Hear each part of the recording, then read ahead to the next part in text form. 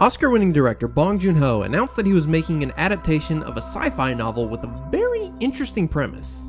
An average blue-collar guy who applies for a job in space where he dies over and over and gets his body reprinted each time. The trailer came out and it was dark, funny, weird, and exciting. And the movie came out and it was not to me anyway. Now, I like dark and mean-spirited humor a lot, but in this, it just wasn't that funny. It's crazy because the jokes that are funny in the trailer are just kind of off and unfunny in the actual movie. And I think that comes down to two things.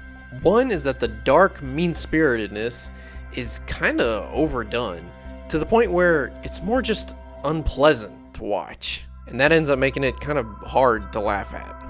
The other is that the editing doesn't feel very tight or purposeful, which in turn affects the timing, and with comedy, timing is everything.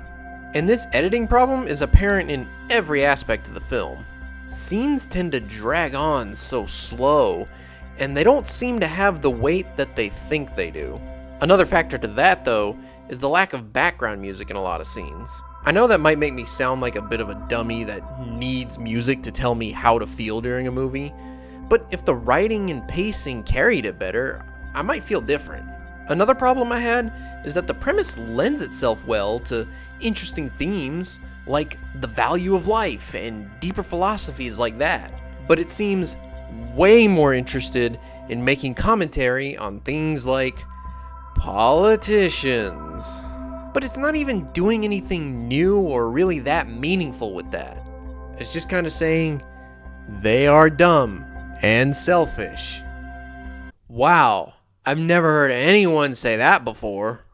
Also, I've never read the book that this is based on, but there's a lot in this that leads me to believe that Bong Joon-ho was trying his hardest to cram as much of the book into it as possible, which made the whole thing feel like a bit of a clunky mess. There's an overabundance of awkward narration here and there.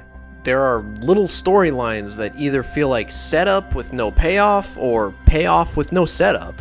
And then there's a really weird bit where a scene gets completely interrupted by a creepy dream sequence and then just continues on like nothing happened. The one thing that I consistently enjoyed was Robert Pattinson's dual performance as Mickey 17 and 18. He creates these two characters that are both pretty simple, just different enough from each other, and both pretty likable, especially 17.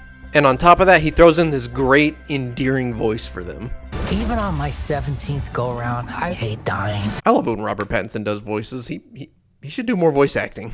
But the best way I can think to describe this movie is that it's kind of like it wants to be a feature-length Rick and Morty episode, but it fails to capture that show's, at least the early seasons, sense of wit and humor. Like it's going for those things, but just comes up short. So, I gotta say, Mickey 17, more like Mid-Key 17.